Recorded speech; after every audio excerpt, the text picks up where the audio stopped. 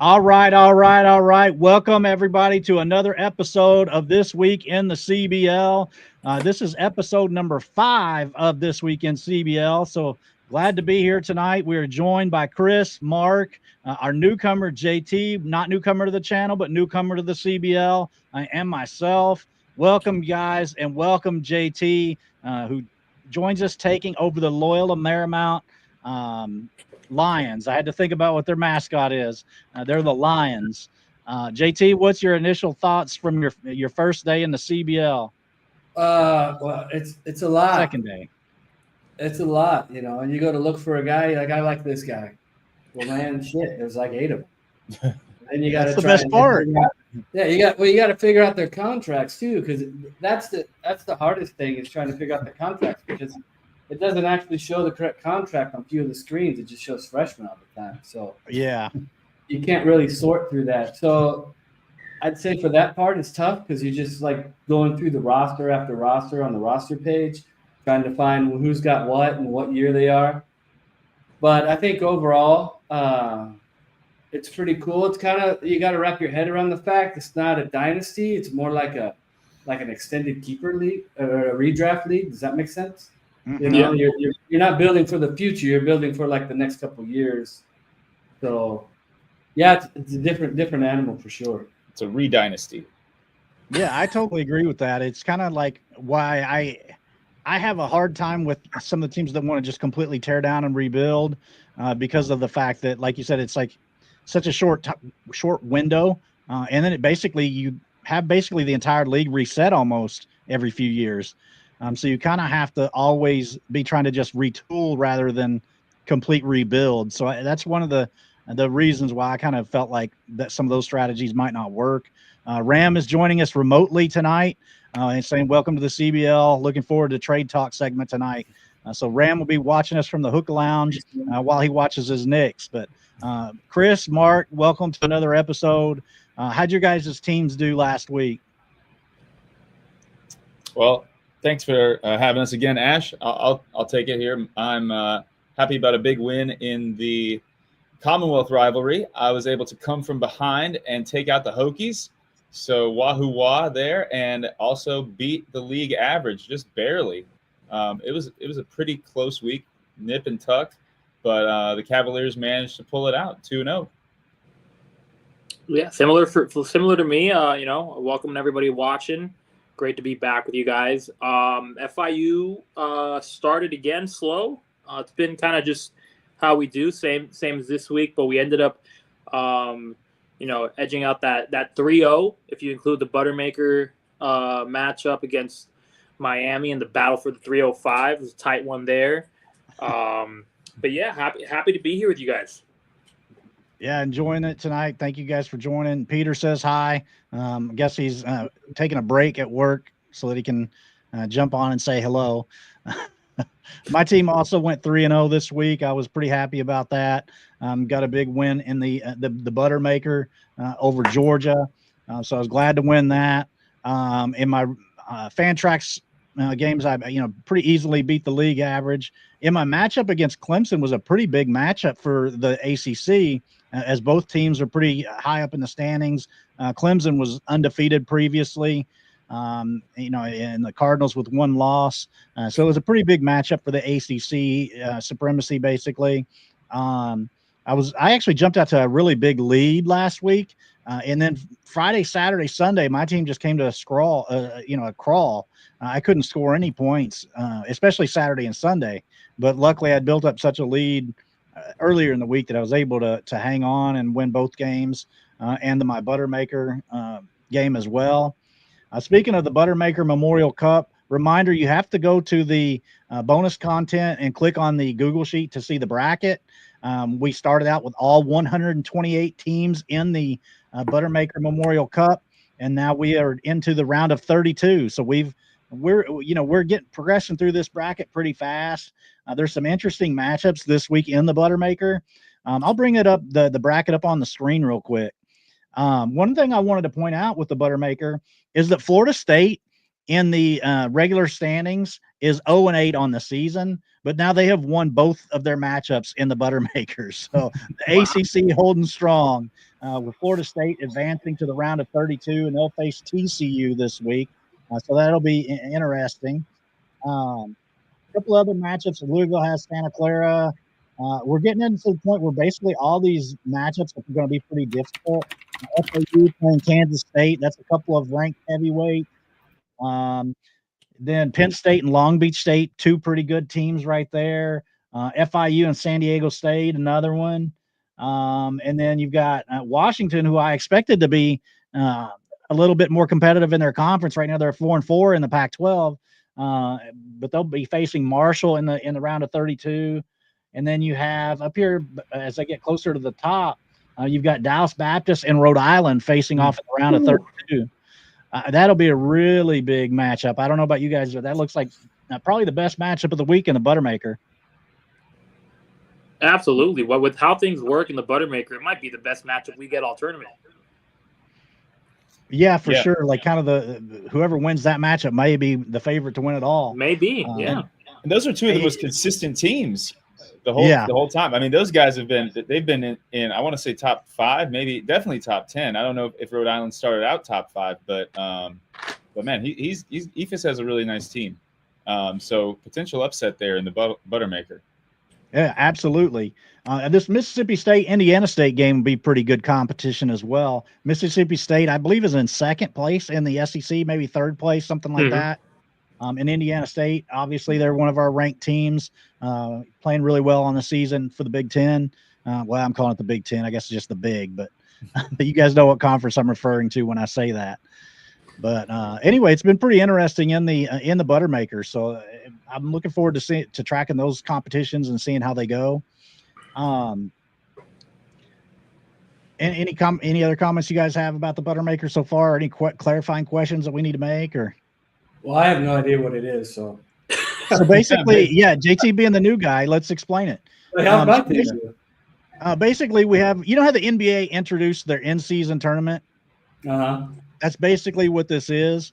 The championship of the Buttermaker Memorial Cup will receive a prize given by me. Like it doesn't come out of our prize pool money or anything like that. I think what we're going to do is like an etched Pilsner glass or something like that says champions and have the BDS logo or something. So that's cool. Yeah, just a little like side thing for fun. I did find out too late that we could have actually integrated this on Fantrax and it wouldn't have affected our standings or anything. All we would have had to do is create it as a consolation bracket. Shout out to, I'm trying to remember Jim, who handles how if you see the rankings on the team names on Fantrax, Jim is who does that. He's the one that told me about the consolation bracket. So we'll be able to keep track of that much better next season. And I'm actually looking forward to that because I keep forgetting to go check my opponent on the Google sheet, where it'll be much easier on Fantrax. Thanks for clearing that up. Peter says definitely not taking a break. Let the customers hear. That's awesome. Let's grow this audience, Peter. Let everybody. Another remote listener. Thank you. Ram asked for me to. We don't need to go into that again. You know what it is. Longtime viewers will know what he's referring to, and we just won't go there tonight. Yeah, we're trying to avoid another strike, right, Ash? Yeah, no. One other point of thing that I wanted to clarify, because I had some people reach out, is that on the let me pull up the bonus content screen again, and let me navigate it so I can change the. If you look at the so like the tabs down here, you have the projected NCAA tournament field on the one tab here, and then you also have the NIT projected field on another tab. Some people have reached out saying I'm not listed on either one. Well, the reason for that is that if you were to look at the conference standings for your particular conference, the top 8 teams go to the conference tournament for each conference. The bottom 8 teams then go on to the NIT and stay because they don't qualify for their conference tournament. So the bottom 8 teams from every conference will play in a 64-team bracket in the NIT. We just stole the NIT name, from, I know that's basketball, but we had to have a name for the kind of like secondary tournament, I guess. But those 8 teams from the top of the conference standings, and let me share another tab so we can kind of get a working example. Here is the Big Ten's current standings. And I'll just, these teams are tied here for 8th place, but we'll just pretend that Colorado finished as the 8th team. So these top 8 teams here, Penn State, Indiana State, Wisconsin, Minnesota, Maryland, Notre Dame, Michigan, and Colorado would go to a conference tournament. And the winner of the conference tournament automatically qualifies for the national tournament. They're one of the 24 teams that get in. And then for those of you that were here from the beginning, will remember that each conference then discussed how they would allocate their second team to get into the national tournament. I don't know how the Big Ten decided theirs. A lot of the conference decided to go with the team in the conference that scored the most points that did not win the tournament, the conference tournament, to get that second bid to the national tournament. So in this case, say Penn State were to go through and win the conference tournament and win the Big Ten championship, then Penn State would get that first automatic bid that I was talking about. If they chose points, the highest points for their second team to get in, that would leave Indiana State currently as the second team to get in. So that way you would have Penn State and Indiana State both going to the national tournament. Now, you still have 8 teams to fill the 2014 bracket.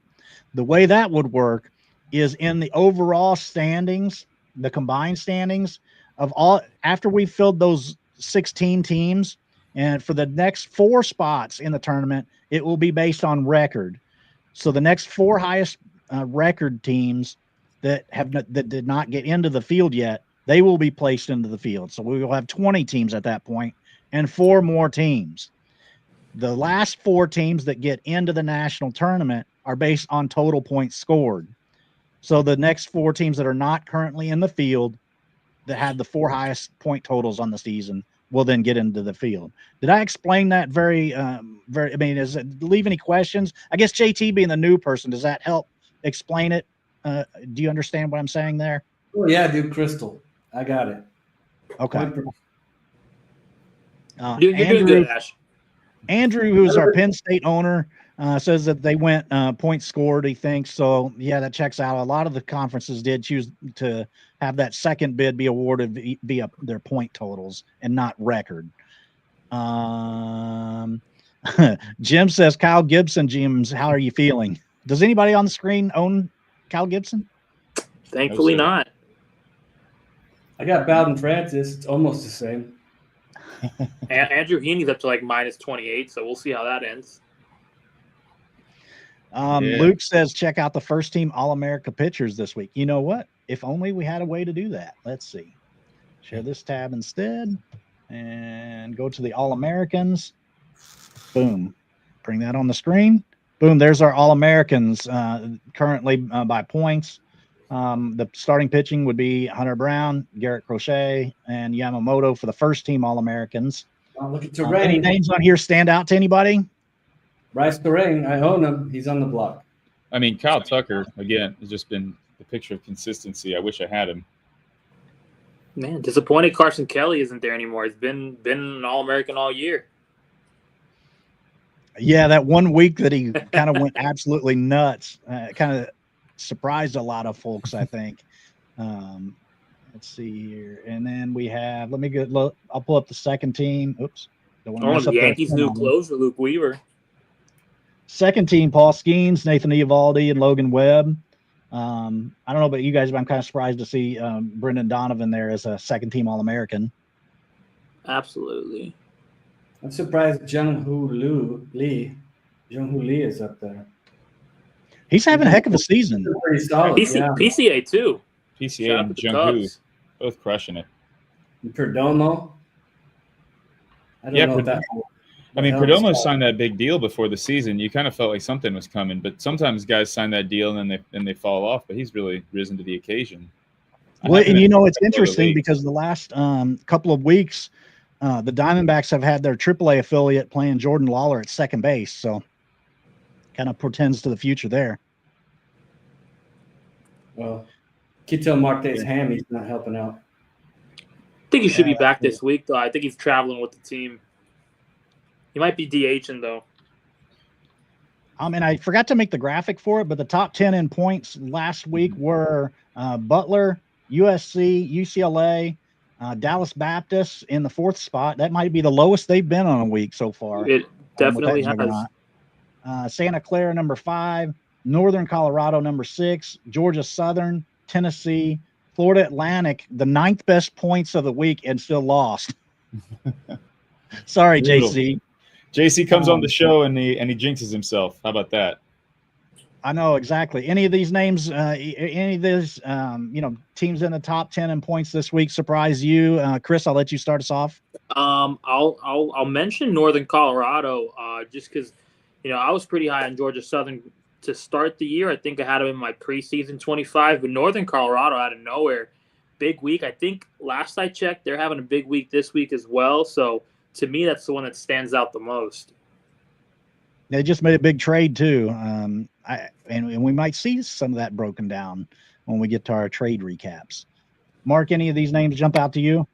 UCLA, that was actually, I was doing a little prep work, and they are kind of my team to watch coming on strong. I mean, you've got this guy, they got Eric Wagaman. They kind of capitalized on him. I think that was a waiver signing. They've got 2 pitchers out at PNC tonight kind of canceling each other out in Shota and Andrew Heaney. So that's always interesting when you got 2 guys competing against each other on the same team. It's like what do you do? But he's got DeGrom. He's had Matt Strom doing really well for him. And he's got Ben Kasparius, who's been another guy kind of came out of nowhere. Dodgers middle reliever who's now getting some starts, I think, with Tyler Glasnow going down. So that's a team we might want to be scared of. And then in addition to his heavy hitters, Altuve, Skubal, he's got Cody Bellinger hitting. I mean, that's, he's also got some kind of scrap heat pieces like Joe Adell, Mike Yastrzemski, but it's like he's finding players getting hot at the right times. And Gleyber Torres has had a hell of a season. So UCLA put up, I think they exceeded 1,000 points last week, and they beat the number 2 team. So I'm going to be watching out for the Bruins here in the next couple of weeks. Oh, yeah, absolutely. One thing I wanted to jump back to, because we were talking about this off air before we came on live tonight, is the fact that we were talking about some of the teams kind of bailing on their season a little early. And one of the things that I wanted to make mention of is some of these conference races. I think a lot of people, when they hit the standings page, they just leave it on that combined standings page. So it puts all 128 teams in order according to the overall standings. But winning your conference championship and making your conference tournament period, there is a lot of value to that. For instance, one of the conferences that I kind of wanted to put on stage here is the SEC, because they actually have, if you look at this, that like I mentioned before, the top 8 teams qualify for the conference tournament. And they've got 2 teams here stuck at 6-2, a couple at 5-3, and then 4 teams at 4-4. So really, you've got several, and then even these 3 and 5 teams still have a shot at getting into that top 8 and making your conference tournament. For instance, I was looking at this week ahead. Like right now, you've got Mississippi State is 6-2, and this week they play Ole Miss, who's 5-3.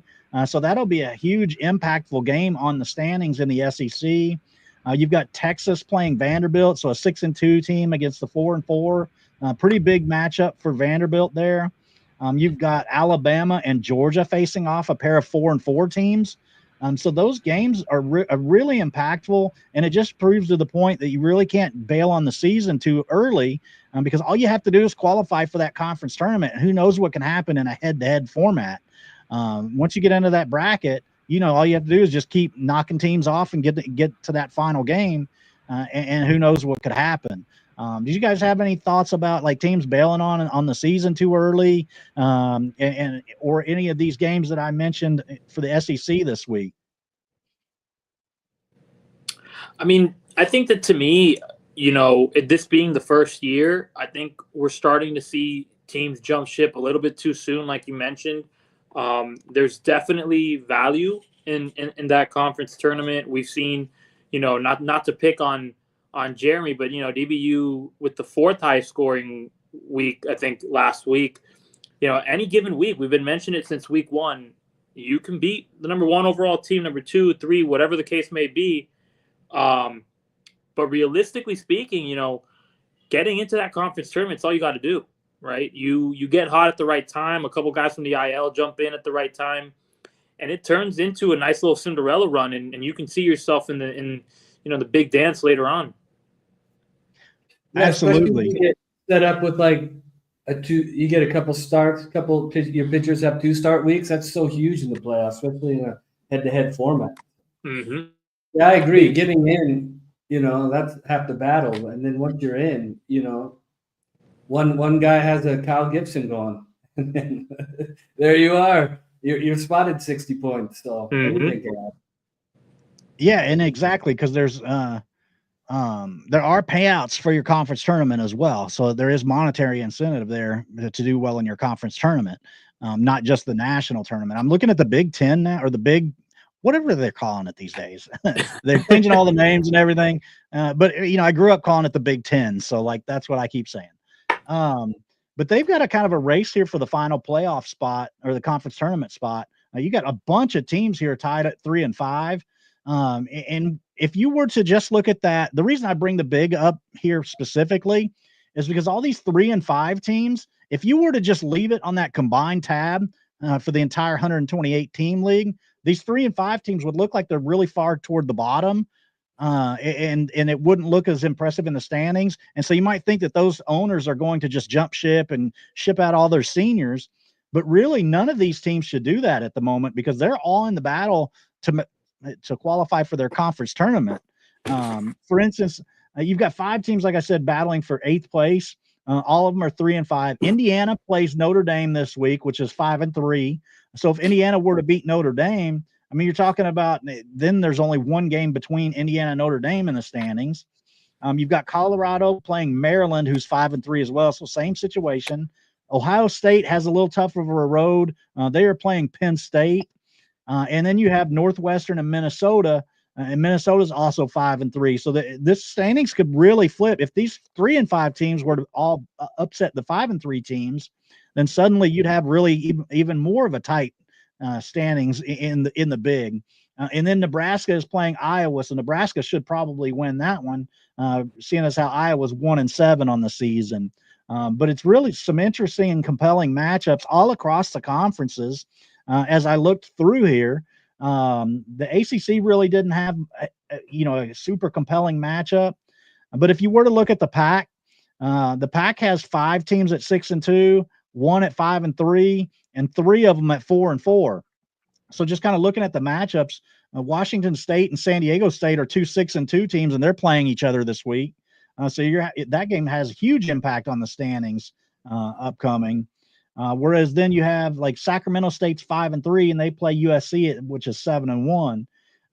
So this is just all to reiterate that that bailing on your team too early because of the placement on the overall cumulative standings is a huge mistake, because you have the potential to still do well within your conference and get to the conference tournament. So you can still have a lot to play for, even if your team doesn't necessarily look like it's as high in the standings as it might otherwise be, if you're only looking at the combined tab that I mentioned before. Any of those matchups that I've mentioned stand up, or is there any other matchups that you guys are paying attention to that stand out so far? I mean, I'll mention myself. I know you didn't mention the American Conference, but the American Conference is riddled with 7 and 1 teams. I'm playing ECU, is also 7 and 1, so big implications there. You have Marshall and Georgia Southern going at it, 7 and 1 and 6 and 2. And even FAU, right? FAU, we talked about his big week. He's playing a 6 and 2 team in Temple, who was previously ranked. So, just speaking on the American Conference itself, right? Like it's up for grabs, right? Everyone can look at the rankings and see a single digit atop, FAU and FIU's name and Marshall's rank. It doesn't really matter, right? Like we have some big matchups. It's a long season, but it's also not. So every matchup counts, and an 0-2 week really hurts you, right? Like if you manage to lose to the league, to that pesky league average, you're all of a sudden, instead of being in a 2-game lead, you're tied with the team that may not be as high up there with you in the rankings or even points scored. So every week matters, and those start decisions start to become way more important than they were when we start, or at least when we started, right? Because we didn't really value it. So now those Kyle Gibsons, those Tanner Houks, they start to weigh in, right? Those negative 50, 60 point starts can, tank not just the week, but it can tank your seeding in the conference tournament or even making it. So, Mark, you're muted right now. Go ahead, JT. I wanted to mention that you have JT. You have a pretty big game this week against Wayne State. The West Coast Conference has 3 teams tied at 5-3, 1 at 4-4, and then 2 at 3-5. So that middle of the table in the West Coast Conference is pretty tight. So Loyola, your team that you took over at 5-3, going up against Wayne State, could be pivotal in the conference standings there in the West Coast Conference. So what's your take on that, and have you evaluated that in your short time here? Well, I think Wayne State has some incriminating photos of Bowden Francis. Willie Abreu can only do so much by himself out there. So it should be a good matchup. I was just looking through the standings and the points scored. Hopefully I get some good starts that even out that Bowden Francis. I think another one like that, and it's going to do me in for the week, which will put me just behind the 8th seed because it looks like I'm barely holding on to it as is. So, yeah, it's a big matchup. Well, and then you have in that conference, Portland and Pepperdine are both 5-3, and they're facing each other this week. So one of those teams is going to get a loss. One of the things I wanted to make mention of is that with you being 5-3, if you would just hit the standings link and go to the cumulative standings, you'd have to scroll a little bit to get to the 5-3 teams. So it would feel at first. Yeah, it would feel at first like you're not very highly ranked, but then when you actually break it down, we're actually like 8 different leagues all into one. So like you want to look at your individual league and see where your placement is in your individual league. Taking this team over and looking at that, like I'm mid. I am 100% mid. So either I'm at a like reflection point. Like I got to load up and get some more firepower, or I got to load up for next season. But my team, as is, I don't have too many seniors. I have a lot of sophomores and freshmen. I'm not too old, so we'll see.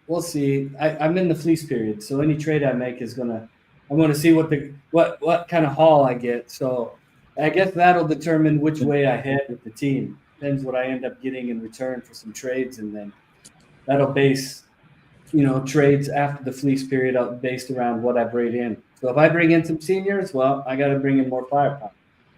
So I'm really interested to see how that, the split between teams that get inherited in this period of the league with about a month out of the way, which direction did teams go? I think, given the nature of this fleece free, you could end up getting a real haul, and the value on guys that are seniors who can contribute to making a run is huge.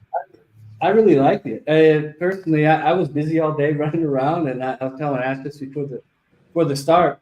I accepted that trade, reading it as AJSS was Schwellenbeck. So I'm really glad I'm in the feast free because I got a better offer out there. So I thought that was Schwellenbeck as a junior and AJSS. So that 100% saved my ass there.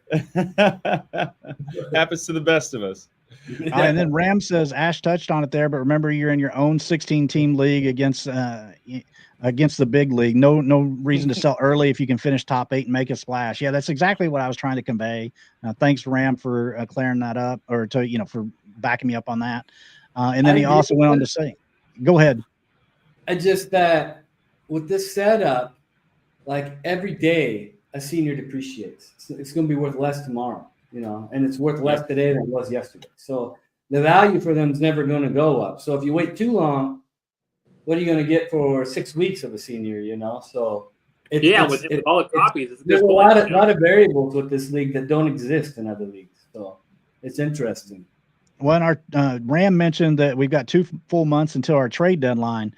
Because of the nature of the league and how many weeks we need for our postseason, we have to have our trade deadline pretty early. It's in June. I forget the exact date, but it is in June, which is much earlier than most standard leagues. But that's just because of the nature of us needing so many weeks to complete our postseason. So as you get closer to that trade deadline, your seniors are going to be worth less and less as you get closer to that trade deadline. But as we were saying before, you don't also want to give up on your season too early too. Yeah, it's a balancing act, you know. I mean, it's supposed to be fun too. You know, I'm of the opinion. You know, look at me sitting here at 4-4. I'm right outside the conference tournament. So, just some advice to some of these new owners: you might look for teams like the Virginia Cavaliers sitting at 4-4, 5-3, 3-5, and you know, you might be able to pick off some decent prospects.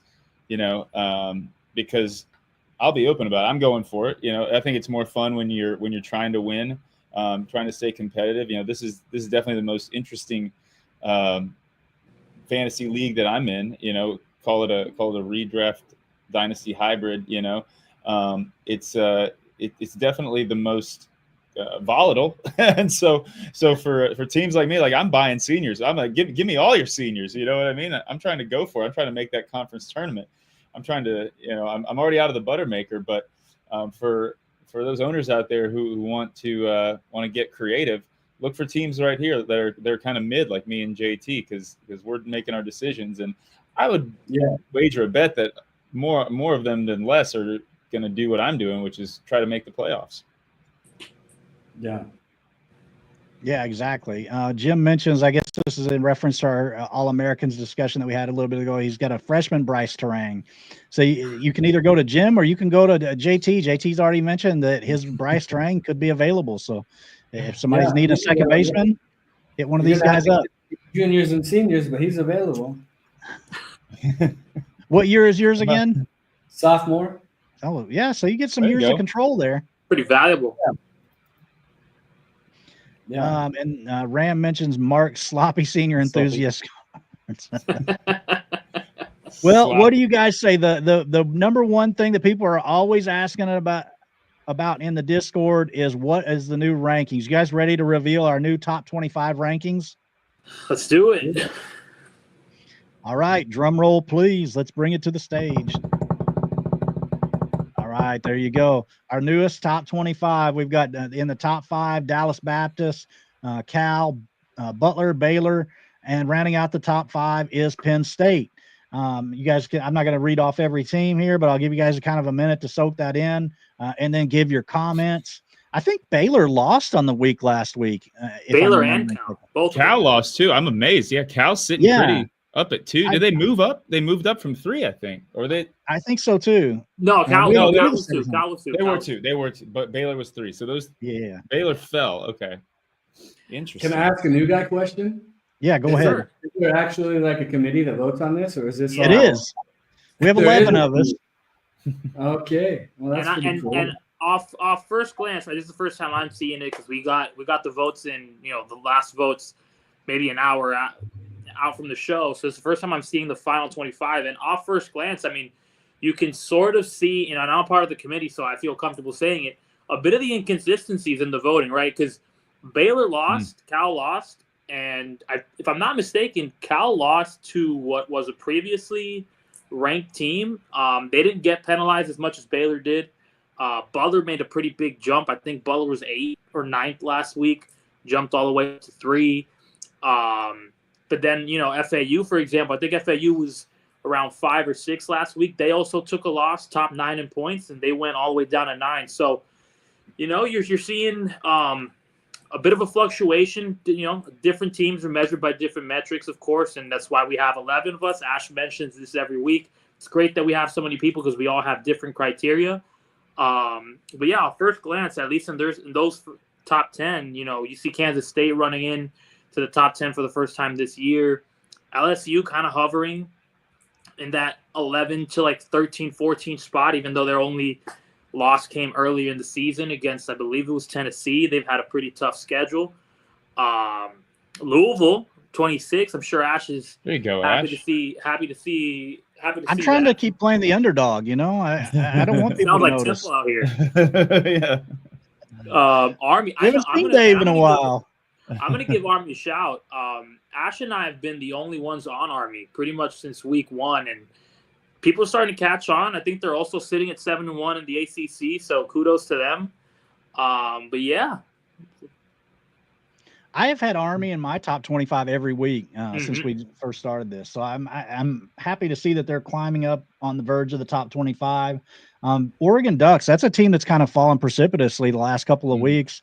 I believe they may have lost to the league average even this past week. Yeah, so. I believe so. Kentucky also. Kentucky, that's Kentucky went from top 10 out in like a matter of 2 weeks. So.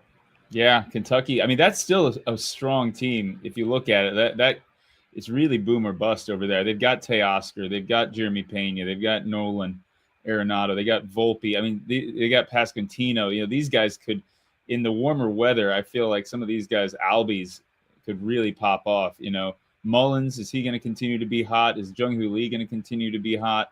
I could see Kentucky bouncing back, but he just doesn't have a lot of pitching. That's what's interesting to me. That team is very thin on arms right now. He's got Pivetta, he's got Peralta. Tanner Bybee's been horrific. He's got Gallen, but that team, I was amazed he fell all the way out of the 25. I kind of hate to see those two teams right there back to back in the other receiving votes, you know. Little rivalry there. But then you also have Georgia Southern. How are they not in the top 25? They're in mine. I know that. I know you're the only other voter on the panel, Chris, that's on here. I had them in. I think I had them 25. I can tell you right now where I had them. I had them, I believe 25 or 24, and it might be. No, I got it. It might just be that I see them more often, right? Because they're in my conference, so I have them 24. So maybe I'm just more familiar with it, right? I think that also plays a factor in when you start to get later into these mid-20s and into the 30s. It turns into, you know, the rosters that you look at more and more. I think another thing that's interesting is, again, we mentioned it last week with how we did with Temple and how we did with Butler, and you see the aggressiveness that the committee took with East Tennessee State, right? They were the only unranked undefeated team left, and they jump all the way up to 18. I know Ash was up on East Tennessee State early as well. Ash is, you know, I feel comfortable saying this because Ash is here. He's been probably the most consistent with his top 25. Does not a lot of movement there. He likes the teams that he likes, and so far he's been pretty correct about most of them. And you know, you see it there, right? A lot of the teams that weren't in the top 25 preseason are creeping in, or already there. And you know, it's interesting to see week by week the different routes that we take to get to this 25, right? I'll use myself as an example so I don't name anybody and hurt any feelings. I was 4 last week. I went 2-0, 3-0 if you want to include the Buttermaker, and I dropped 3 spots, right? That's whether it be points scored or whatever the reason that happens. You know, at the end of the day, you know, it's the inconsistencies that we see there, right? Butler hops Baylor but doesn't hop Cal, even though Baylor and Cal both lost. So, you know, interesting to see how this pans out. I like that it's not, you know, a carbon copy of the top 25 standings per se, record and points wise. That we have our own little opinions, right? Kentucky, I think, is a 2-loss team. Georgia Southern as well. So super interesting. So I mean, it's obviously my favorite part of this league is just waiting to see what the final outcome of that 25 is, and getting to see what everyone thinks of each team. Kentucky, yeah, I think it's 3. I think they have 3 losses actually. Who? Kentucky? Oh yeah, Kentucky's I think Kentucky does have 3. Yeah, 5. They're 5-3. Yeah. Now, what's a mystery to me is LSU. I thought they were going to rise.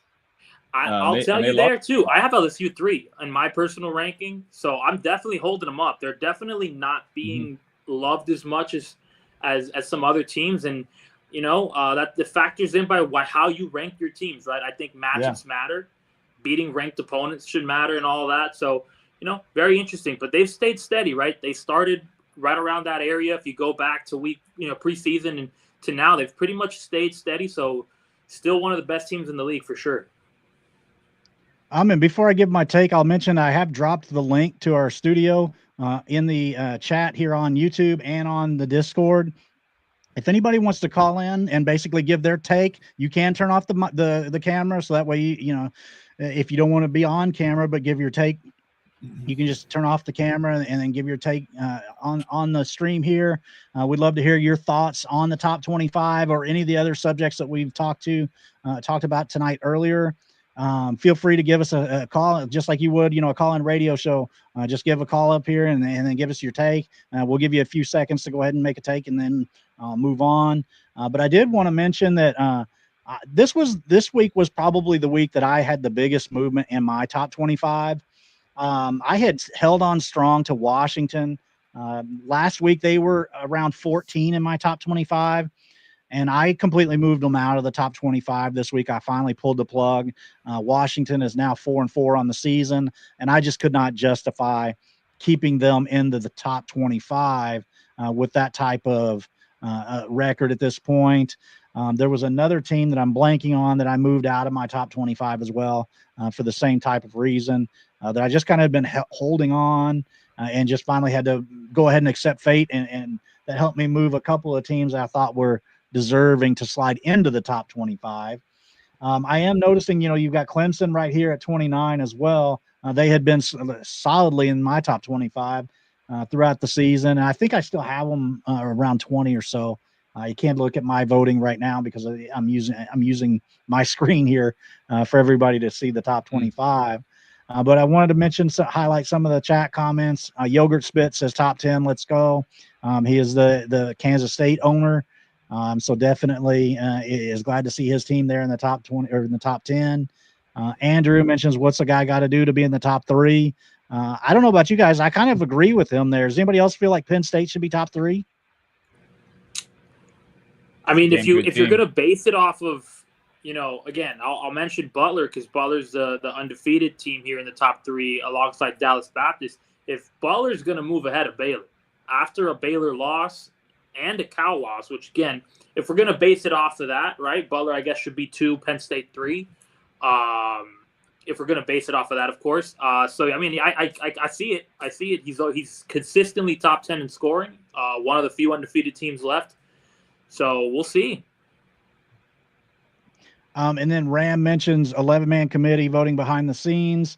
And Luke and Rich have the Excel set up to tabulate and easy to digest formula. I appreciate Luke and Rich in all that they do and putting up with our nonsense of badgering them to hide the sheet at certain times of the week so that way people can't see what our new top 25 is until it's unveiled, and dealing with my nonsense about getting stressed out because it's still visible and that kind of thing. So thank you guys for that. Ben says go ahead. Go ahead. I wanted to shout out, a little bit of strategy. Penn State has really been doing it with a lot of pitching. Besides Mookie, Freddie Freeman, and some guys off the scrap heap, as I say, some older veterans, man, like that is a pitching heavy team. So and they have Marte coming back this week too. Yeah. You got Marte coming back. Tovar is not too far off, maybe a couple more weeks. That's a freshman Tovar and a sophomore Marte. Yeah, that team looks like it's built for a couple of years. If some of these vets, it's a junior Rutschman he's got Luis Arraez just came back. Michael Harris has been terrible, but he's starting to find it. So, yeah, I mean, yeah, kick us while we're down. I'm sorry. Ben mentioned that you meant Oregon State climbing, right? Well, there's nowhere to go but up, Ben. I mean, they're 0-8 on the season. Appreciate Ben coming in to take over that Oregon State. I'm assuming he's the new Oregon State owner. But welcome to the league, Ben, if that is you indeed. And then he mentioned great show, super cool to add to the league. I appreciate that. All of us here on the stage tonight have put a lot of time in to try and make this a very interactive league and that kind of thing, and come up with little things here and there to just make the league more interesting as we go. Now, I know being new to the league, you're probably not familiar with all these teams yet, JT, but kind of give any first impressions you might have, whatever they may be, on the top 25 and any other thoughts you may have. I don't have any thoughts on these teams, really. I'm literally just kind of opening them up as you guys are talking about it. There's so many teams. I haven't had time to go through them all. I've been actually looking at the bottom teams. I'm kind of surprised Gonzaga's 0-8. They have pretty solid bats. I mean, the pitching's not so good. I believe he's had a lot of injuries on his pitching. I'm just doing that from memory, though. I haven't looked at his roster in a while. Yeah, is there a limit on the IL? There must not be. There's not. There is not. No. 19 guys in the IL. Yeah, he he has 2 full baseball team staffs on his IL, but he has pretty strong bats, and they're all sophomore, freshman, sophomore. So Gonzaga could be a team next year that could do much better than so far what they're doing. Yeah, and Mike is very active in the Discord. He's one of our league commissioners. We have a league commissioner from each conference that composes up the leadership committee, basically, for the overall league. And so Mike does a great job with the West Coast Conference. And so I guess he would be your conference commissioner, JT. Oh, hey, Commissioner. Yeah, I'm looking at it. It's he's in a tough spot because all of the seniors aren't very good. So it's kind of the waiting game there, I guess. Yeah, that makes it definitely difficult. Ram says Oregon State will see their name discussed during the trade panel. I'll tell you that. That's a great segue for one of our favorite segments of the night, typically, and that's when we discuss trades. And you guys that are watching, that link will still work if anybody wants to call in and talk about any of these trades. Before I get to that, let me just message something in our Discord so that people know that we're getting ready to talk trades. Chris, give any thoughts you have on the season so far to date and that kind of thing. Yeah, I mean, we've been seeing a lot of, to the new teams coming in, JT as well. You know, we've been seeing a lot of a lot of manager turnover, right, sooner than we expected. It's definitely caused a bit of a fluctuation in terms of where the assets are and whatnot. But, you know, I want to urge those teams that are, you know, considering maybe not sticking around, right? We've been talking about making it to that conference tournament. We've been talking about how this league kind of rolls over every year, right? Some teams amongst the top have prepped for more than just 1 year of success. I can tell you right now, my team's not one of them. I'm chock full of seniors. My pitching staff's going to be decimated next year. So, you know, this year isn't the end, right? Just because a team's good now doesn't mean that in 26 they will be. So, you know, stick with it, right? There's a very active league. Discord's always popping.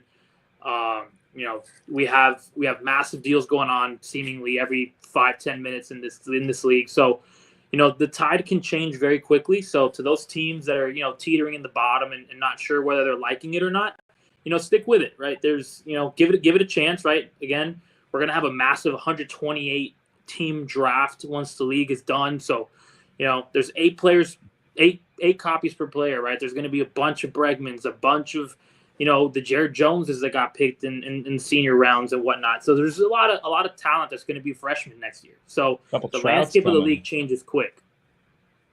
Yeah, exactly. And we do have our first caller of the night. Welcome to the stage, Ram. What did you want to talk about tonight? Yeah, I just wanted to throw something in on the top 25 as one of the resident voters here, because I commented out that you look at Indiana State, who's 8-0, they didn't make the top 10, and you've got East Tennessee also not in the top 10, even though they are also 8-0. They're one of the 7 teams remaining that are 8-0. And I think a lot of it, and we've talked about this internally, and I'd like to put this out to people in case they don't know, points scored is a big metric for a lot of guys. I know a lot of people were nerved on East Tennessee because although they're 8-0, they're putting up, I think, as of the moment, 6,800 points. Dallas Baptist, the top team in comparison, is over 9,000. The only team with over 9,000 points scored so far, 93-82. And Butler, although undefeated and wasn't always loved in the beginning, with 88-47, that's one of those things I realize I hear people are talking about. Those points scored are a big deal. You know, Chris was talking about it depends on who you beat. Obviously, you can only play who's in front of you, but points scored is a neutral metric. So I know some of these voters are looking at these points scored and saying, hey, maybe these teams are better than I thought they were going to be. Yeah, exactly. Good point, Ram. Appreciate you hopping on and giving your takes here. I'm going to go ahead and segue to the trade talk, though. And I'm sure we may have you back later on to talk about a trade or two at some point later on in the evening. So get back to your Knicks and let it and root them on, and then we'll have you back here in a little bit. All right, let's see here, guys. I think that there is one specific trade that I want to start off with. I know Ram kind of teased that Oregon State might be on the docket tonight. But the first trade I want to bring up Cal is going to receive a sophomore Shohei Ohtani. In return, the Oregon State Beavers will receive a sophomore Vlad Guerrero, a freshman Jordan Lawler, a sophomore Adele Amador, a freshman Sebastian Walcott, who is ranked number 8. That number 8 prospect, and those rankings are according to the Upside Prospect. We use their rankings whenever we do these. Whenever we include the prospect ranking, it's always by the Upside Prospect. Please give them a shout out and check out their stuff. Lucas and the crew over there do a great job, so appreciate their support, and go ahead and likewise help them out as well. So anyway, this trade got a lot of discussion in the Discord. And I'll have you start us off, Mark. What was your thoughts on this trade when it went down, and has that opinion changed at all? And who is your verdict winner? Bitterness, heartbreak, existential agony, and angst. I mean, I offered Roki Sasaki and Gunnar Henderson and got absolutely denied. I'll be frank. I would have had to add Jackson Churio to win this deal to Gunnar Henderson. And that just felt like a bridge too far. I was not willing to deplete my positional depth for 2 sophomores to get that sophomore Ohtani. And despite him coming back for pitching, but it's not a bad return by any stretch. Say what you will about Adele Amador. I'm not a huge believer in him. I do think Walcott's probably going to be a stud. Lawler, I don't know if he'll be an aircraft carrier, but he will definitely be more valuable as a second baseman, and help you fill that middle infield spot for as long as he retains the shortstop eligibility. I'm actually not positive what our eligibility rules are, so maybe we can go over that at some point. But I feel like it's a little light. Obviously, I lost out on the deal, so I'm bitter. But I do think Cal won the deal, and man, what a way to load up. I'm not sure who his backup first baseman is, but just a great piece to add to give up one star for the biggest superstar in the game, maybe in the history of the game, other than Barry Bonds. So yeah, Cal wins the deal in my opinion. Chris, what do you think? I mean, I have to agree, right? Definitely, I want to look at it from a different lens, right? I don't want to look at it from what Mark offered. I agree. Mark, in my opinion, offered a better return, but at the end of the day, as we've learned, and we learned very harshly this morning, owners value players differently, and they have their wants, right? I'm not sure if Oregon State just really likes Vlad, right? I put it out there this morning or this afternoon that I'd gladly swap my Jordan for a Vlad Guerrero, but Shohei's, we're talking about a unicorn here. So for a top team like Cal to pull off Shohei with just essentially, sure, you give up some good youth. The Amador being a sophomore kind of hurts a little bit. But I'm going to stick to Cal just based off where they are, right? They're one of the best teams in the league, and they get, how Mark said, the best player in baseball specifically for fantasy speaking. Once he starts pitching, it's not going to be very close. As long as he can stay healthy, Cal's got the stud of studs for 2.5 more years. So I'm going to stick with Cal here. Yeah. JT, newcomer to the league. What do you think? Yeah, I don't have a problem with the trade, essentially. I think sophomore Amador is literally a throw-in. I mean, you look at it for sophomore Vlad, and then you're hoping Lilar. I mean, you got to hope he comes up this year and starts producing right away, That's what you're hoping for. Walcott, you got to wait 2 years to even see what's in the mystery box. So, yeah, Cal won. I mean, you got to give up whatever it takes to get Ohtani. And I've never seen Ohtani trade in the league for that. Honestly, it was always more. So I think Cal definitely won. I mean, you can't. He got more depth. Maybe he was looking for more depth, but Ohtani's Ohtani. I mean, you ask for like the 3 best players on the team asking for Ohtani and see if they blink. That's how you trade Ohtani. Yeah, I think I agree with you. Initial reaction for me was that it was too light for Ohtani. But as time has gone on, I've thought, man, Vlad's a pretty nice piece, and you still have him. I mean, I'm going to assume that Vlad is probably on whatever team you have. Vlad is probably going to be your red shirt whenever he gets to be a senior. So that way you still have Vlad for including this year. You'll have him for a total of 4 years. Like you mentioned, Amador is probably just a throw in. It does suck that he's a sophomore, but I don't think he's making or breaking this deal.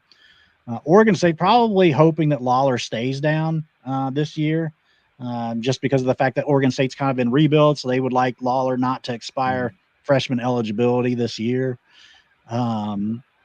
But yeah, and then Walcott is, a top 10 spec. That's pretty good. But I do agree most times I would have hoped to have seen a little bit more for Ohtani. But what kind of tips me back to neutral is the fact that this was a fleece-free deal. So there was 119 other owners that could have beat this deal, and they didn't. So obviously the market has spoken, and this is what Ohtani is currently worth. You got me in too late. I would have backed the dump truck one. Ohtani's a monster. Ohtani is Mark laid it out there, right? He gave up sophomore Roki, sophomore Gunner, right? He said, I want him. And I realistically, when I saw Mark's offer, I thought it was done, right? I didn't even bother to offer anything after. I wanted to wait till the last second to kind of throw a package out there, but there was no way I was going to be able to compete with, a sophomore arm like Roki and then a sophomore bat like Gunner. But, Oregon State liked the Vlad offer more, and Mark gets to cry himself to sleep now. And we have our second caller of the night. Sorry, JT. I'll get back to you in just a second. We got our second caller of the night. Yeah. Oregon State's new owner has called in, apparently, maybe to talk about the trade that we just talked about. Oregon State, are you there? Yeah. Can you guys hear me? We hear you just fine. Yeah. Hey, Mark, to be fair, your offer was very, very enticing. However, I'm not a huge believer in Roki. So that is where that went. It was more of a Jackson Churio instead of Roki. But I like the prospects in the Vlad deal. And as most of you know, I'm trying to move Vlad on and get him right back into the fleece-free experience. Uh-oh. Well, I love that you're embracing it. You're a Oregon State, man. I enjoyed our negotiations and love that you're embracing the format of the league and just kind of taking this team by the horns. So props to you for that. It was a little barren. It was a little barren there when we got there. She was a little ugly on the pitching side of things. All right. Thank you for calling in, Oregon State. Appreciate your take and talking about how that trade kind of played out in your minds. And then also that we may be seeing a Vlad Guerrero Jr. hit the fleece free. That will be very interesting. JT, are you going to be a player in the Vlad sweepstakes? You said you would for Ohtani. Well, yeah, maybe. I have Matt Olson, the sophomore, too, and I like Matt Olson more than Vlad. I'm not a big fan of ground balls, and Vlad, he likes those. Hey, hit a homer today, though. Yeah, that's good. All right, moving along to the next trade on the docket. We've got the first of two Illinois State trades to bring up. This one would be kind of a lot of players involved, so give me a moment here.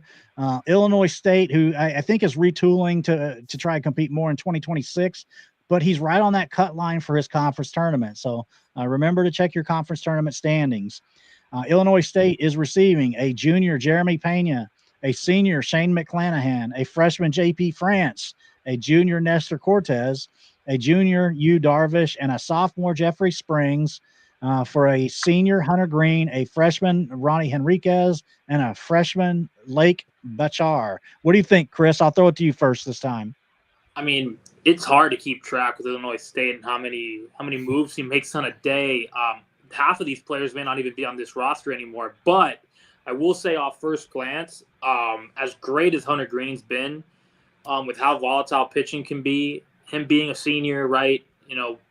One little injury away from that being useless for you. I kind of like the depth that Illinois State got, right? We mentioned that they're at the cusp of their conference tournament. See a lot of arms there. A junior Pena, which I thought was a sophomore, but I might be wrong. Maybe he ended up getting one later on. Either way, I like the haul that he got. I'm sure if he hasn't already, has flipped a lot of these arms for players even better than he got back. I'm on the side with Illinois State here.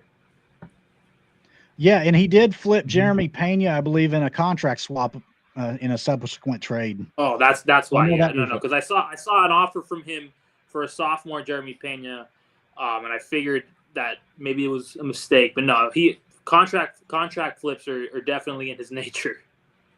Yeah, exactly. JT, any thoughts from you on this one? There's a lot of players to digest there. Yeah, I mean, a lot of that JP France, yeah, whatever, Nestor Cortez, he kind of looks cooked. I'm okay with it because he's trying to flip me Jeffrey Springs. There you go. Yeah, so, I mean, cool. Great trade, dude. Mark, what do you think? Yeah, I might get in that Jeffrey Springs bidding war here now. I don't mind him at all, as long as he's pitching on the road. I don't know about that home park, but I think this is one where Illinois State, I see him doing kind of threading the needle, as I call it. He's got a good team for this year. He's got guys who are hitting, dealing with a boatload of pitching injuries, but I think a few of these guys are scheduled to come back within the next month or so. He's going to sit on Cole for another season. He's got Darvish probably coming back, Kershaw in maybe a month and a half. McClanahan looks like he'll be back around the end of May. So this is one of those where I think he's just trying to stay afloat and then have some big arms come back and try to help him through that conference tournament. But he's also got a big sophomore class, in terms of bats.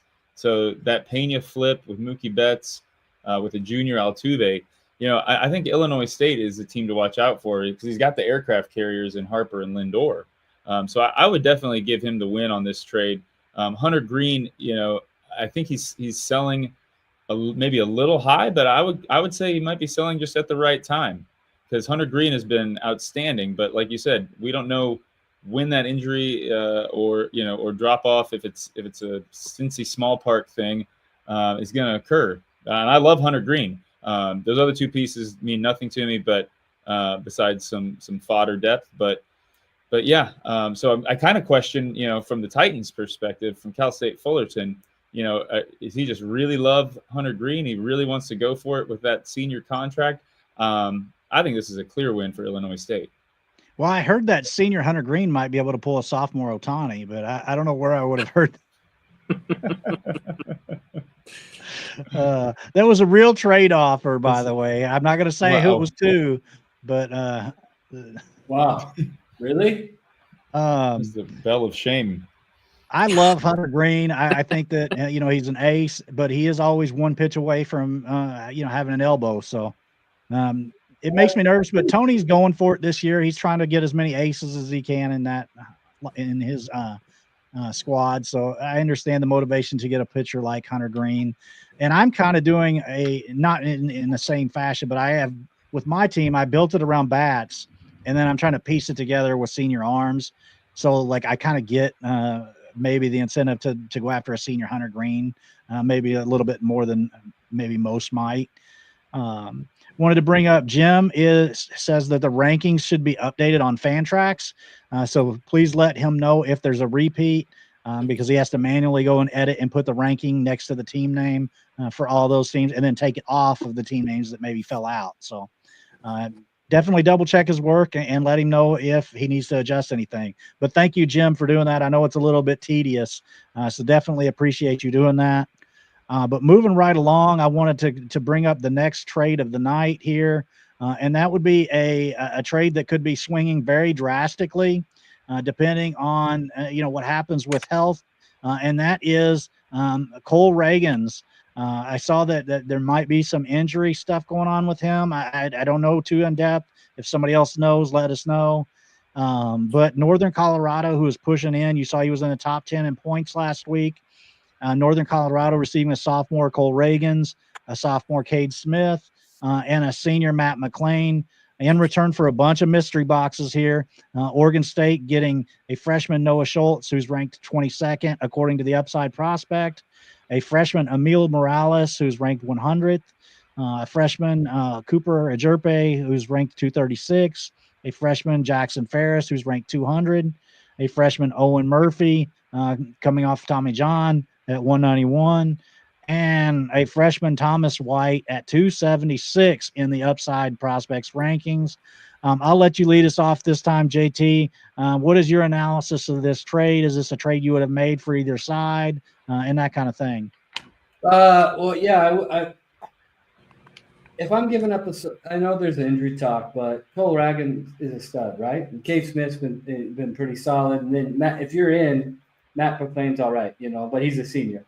I think I would have tried to get, maybe he did try and just couldn't swing it, but I would have tried to get 2 top 50 and cut out some of that other stuff at the end, I would have tried to get 2 top 50 if I was, because they have 2 more years plus this season of control. So Cole Reagan's, when he's doing his thing, is he's a top 20 starting pitcher. So I don't know if there's I think both teams accomplished what they wanted to accomplish. I think it's a handshake deal. It's fair. I don't really think anyone won. I myself would have tried to get 2 top 50 specs in return. I don't think he has them. Is the only problem. There you go.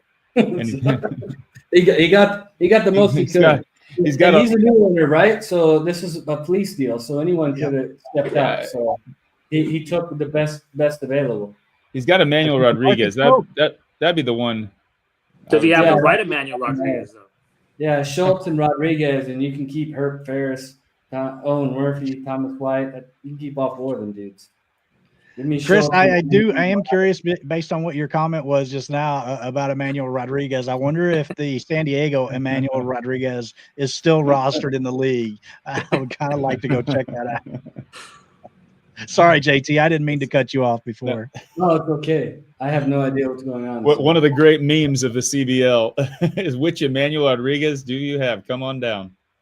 Oh, that sucks. That was a draft. Yeah. I was one of them. I have no shame in it. I drafted the wrong one. I told Ash immediately, though. I realized it the second I drafted him, and we were able to reverse it. But not everybody was paying attention. Yeah, if you noticed it immediately and nobody else had picked, I was fine with reversing it. And then Eric mentions in the chat that the wrong Emmanuel Rodriguez is still rostered. So thank you for checking that out, Eric, and providing a little bit of humor for the league tonight. But yeah, I agree with what JT was saying about about this deal and how it was a fleece-free deal. So kind of the market spoke. And Chris, what were your thoughts on it? Yeah, I agree with everything he said. Right, it being a fleece-free deal, right? If we've had, I don't know, probably at least 10 at this point, maybe more. A lot of them are full of just a bunch of mystery boxes, kind of how you said, Ash. And, I drafted Reagan's. I actually ended up moving him. I can't even remember I think I got Christian Campbell for him straight up. But again, I would have tried to get maybe someone a little bit closer in the top 50 alongside Noah Schultz, even if it meant I had to trim a little bit of the fat at the bottom. For those owners out there, the fleece-free period, sure, it's out there for everybody to see the offer, but you can directly message those owners, ask what it is they're searching for, what players they like. Hey, is my offer good enough? And, maybe they don't respond. Some of them do. I know we've had examples of it that I'm sure will come up later in the show. But I'm going to side with JT here and say I'm going to stick with the Reagan side. Injuries aside, right? Even if he does get hurt, say, knock on wood, worst case scenario, he misses the whole season. You still have 2 full seasons of Reagan's, and he's a stud. He's a stud. I love Reagan, so I'm going to side with him as well. Well, and I will say that I would always rather be on the side of the team that's going for it than the side that's trading for mystery boxes. And I got to credit the JT is the one that first said mystery boxes to me in regards to prospects. So that was a few years ago now, but we were talking about and I don't even remember who we were talking about, but he was like, they're all mystery boxes. And so that's kind of where I got the phrase from. Just to be fair, I mean, you are seeing, I do think those ratings on White and Ferris might be a little conservative. I mean, if you're looking for guys who could blow up in a good way, let's be careful how we say it there, especially if we're talking about pitchers. Yeah. Well, Ferris is a former Cub. You know, he was part of that Michael Busch trade. So I think the Dodgers know what they're doing. You know, and if you got a guy you like and you want to build for the future, you know, I think those 200 rankings, those guys are probably more in the 150, 140 range for me, if I were to rank them. But you know, that's my own slight disagreement with the numbers there. I like Thomas White. And Ram mentions that he would even say for White that he's a fan and that his ranking is a little lower than what his personal ranks would be for Thomas White. So I think Ram agrees with you there, Mark. Mm-hmm. Let's see. What are we going to pull up next? I've got a few more trades here. The next one, we'll go back to Illinois State. Illinois State retooling for next year, traded a couple of seniors away to Pepperdine here in this deal, a senior Justin Verlander, a senior, and we're not talking about Verlander's age there. We're talking about his classification. A senior Ivan Herrera and a junior Jeremy Pena. Man, the Jeremy Pena was going places. Oh, this is the one where he's a class swap. Okay. That's where I saw it. I knew I saw Jeremy Pena somewhere. Yeah.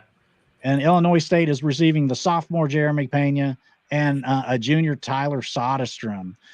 Mark, let's let you start us off. What's your initial impressions with this? Just that Pepperdine, a bit of a head scratcher for Pepperdine, a team that's still in it. Must really believe in Justin Verlander. I was a little confused why you give up Tyler Soderstrom. It's pretty even, I guess, but I mean, Soderstrom is just crushing it. He's in a minor league ballpark. You know, for a team that is built pretty well. Maybe he had some first base depth. I see he's got Vlad, he's got Bryce Harper, and he felt like he could part with the sensation that is Tyler Soderstrom. So I don't think this is wildly lopsided one way or another, you know, but I do see Illinois State as a slight winner in this trade. Chris, what do you got? I agree. I'm a big Soderstrom believer. Whether Illinois State's going to keep him or not, who knows? But I think anytime you can kind of elongate that contract, right? Jeremy Pena, I really like him there in the middle infield to kind of get, you know, an extra year out of him. Pepperdine, again, you're not out till you're out. But just, I don't know if it's the seniors that I would risk, you know, giving up some valuable assets for. I would probably want a little bit more of a sure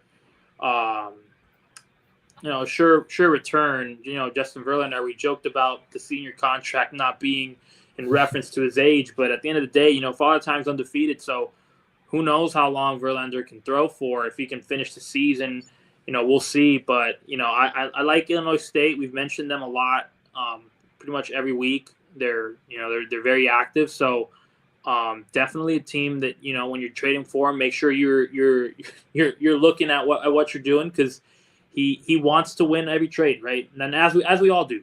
But I do think Illinois State wins this one close, because again, you still get some value. We've mentioned, I'm sure, you know, Ash will touch on it a little bit before we head out on the discrepancy between offense and pitching. Pitching still slightly above as of last week, so, you know, pitching still has a lot of value. But I'm gonna stick with Illinois State here. JT, what is your impression on this deal? Illinois State, in my opinion, won. I mean, the only thing I can think of is Pepperdine just doesn't believe in Soderstrom. That's about the only reasoning I can come up with. And he like Mark said, he must really like Verlander or believes in Verlander's comeback. So I think Illinois State won. He got an extra year of Jeremy Pena, and then he got a junior Tyler Soderstrom, who's right now at the moment raking. So, yeah, I think it makes sense for Illinois State. Pepperdine just must not be a believer in Soderstrom. It's the only thing I can think of.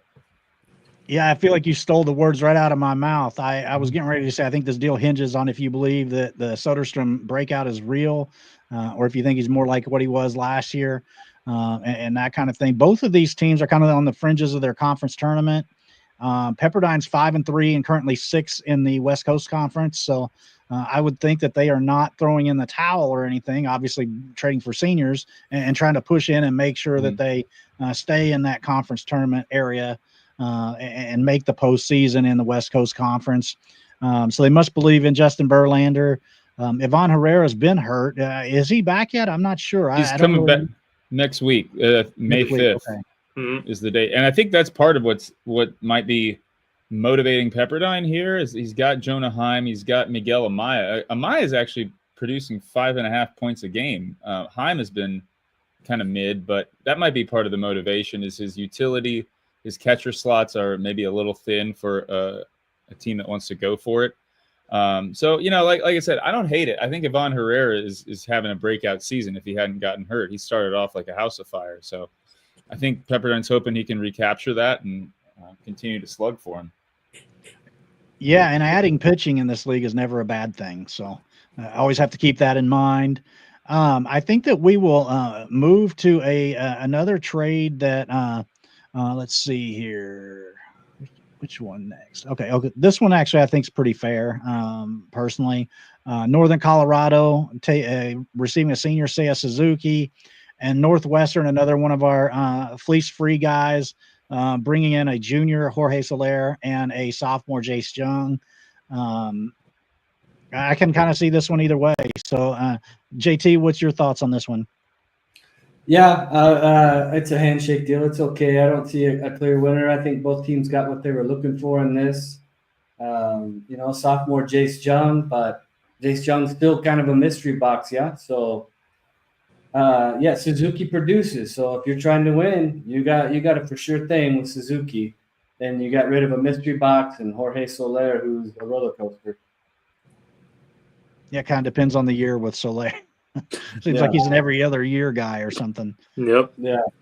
Chris, what were your thoughts? Yeah, I mean, pretty neutral. I made a deal for Suzuki that I definitely paid more to get, right? I gave up more to get him. I'm not exactly sure what it entailed. It was with Jim, right, and his fire sale last week after the show. So I'm sure he'll. I think you rage quit for a second there. Sorry, Jim. I'm not trying to beat you, but felt like he definitely fell asleep on the keyboard and just accepted everything. But not mine. I did not get the same treatment. I definitely had to pay full price for Seiya Suzuki. But it did include some other arms, some other pieces. Either way, I can see what Northwestern's doing there, right? They're moving off of some seniors, just to kind of get a little bit younger. It's a team that I think when he inherited was 3-3, now sitting at 3-5. But we've mentioned, the conference tournament changes things. If they can climb their way into it, who knows? So I'm gonna lean a little bit on the side of Northern Colorado, right? They had a big week last week scoring wise. I think they were, we mentioned in the top 5 from week 4. So I like the aggressiveness to go out and get Suzuki. He's a guy who's producing, at an incredible rate. Sure, the wrist is a bit of a scare. I'm sure Mark can attest to that. But when he's healthy, and right now when he's healthy, he's as good as it gets with the bat in his hand. So I see no problem with going out there and giving up on Jace Jung to get 1 year Suzuki. Yeah, I've never been a huge believer in Jace, but it does look like the Tigers are putting something together. So with those infielders, they've managed to get Trey Sweeney and Gleyber Torres acclimated. So I don't know. That could be a late bloomer, and he's got him as a sophomore. So this team doesn't have very many seniors, and the seniors they do have are not really redshirt type guys. So Northwestern definitely looks to be building for the future. And I don't hate the return. I think this is pretty fair. As JT was saying, it seems like both teams accomplished what they were trying to do. I guess I wonder how much Northwestern shopped Seiya around to see what else he could get. That was a fleece-free deal, so that I'm was sure a he had a bunch of other offers. I'm not entirely sure. I don't remember seeing the thread. I lost track of some of those fleece-free deals after a while. I probably should have made a bid on Seiya in there, but that was during a flurry of activity. I think I missed some of that, but So anyway, I think that I do think that Northern Colorado got a very reliable bat. Like you said, he's a little fragile. Tends to have a couple weeks where every season or maybe a month where he goes out with injury, but when he's in there, he's awesome. And I think he'll be a good piece for Northern Colorado to plug and play every day. And then Andrew says he's not seeing most of the fleece free deals. You do have to kind of go in and opt into each of the threads for fleece free. And we can walk you through that on the Discord after we get off of here. But you have to join each of those threads. If you want, I can start tagging you I know some people have been kind of just putting an exclamation point or a period just to kind of if you type in the thread, it'll automatically add you. So you could just I know Marshall's owner has been one that does that. And Bryce is mentioning that it was not Tyler Soderstrom, it was Tyler Stevenson in the deal a moment ago. I already deleted the graphics, so I don't have it to put back up. So it was Tyler Stevenson in the deal with the Jeremy Pena contract swap. So my apologies on messing up the graphic there. Well, that changes things. Yeah, that changes things a lot. So my apologies, Bryce. And Bryce is our Illinois State owner. The next trade I wanted to bring up kind of brought a lot of discussion in the Discord, a little bit of animosity, and that was the Yordan Alvarez trade. In this, Long Beach State, who's competing right there for what the top half of the West Coast Conference, they are getting a sophomore Yordan Alvarez, whereas Xavier. What I want to point out about Xavier is they're 4-4 on the season, and they're right on the cusp of that 8th spot to be able to get into the conference tournament in the Big East. So it's a team that really needs to analyze whether or not they're going to try to make that conference tournament and then make a push that way. But obviously trading away Yordan Alvarez, I don't know if this was before or after the other trade that they made as well to ship off a pretty good talent. And I'm blanking on who that was. But anyway, they are receiving a freshman, Felix Bautista, a freshman, Eduardo Quintero, ranked number 101 by the Upside Prospect, a sophomore, Jack Caglianone, which is number 27, and he's been playing right field lately in the minor league. So that'll be interesting if they're trying to rush him up to the majors. And then a junior, Quinn Matthews, the number 56 overall prospect.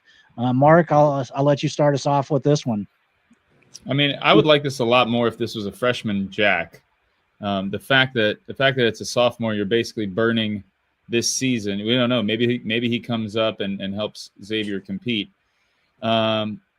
I think anytime you're getting Yordan Alvarez, you're winning the deal, unless, as Peter says, Shane Boz is on the other side, in which case Shane Boz wins the deal.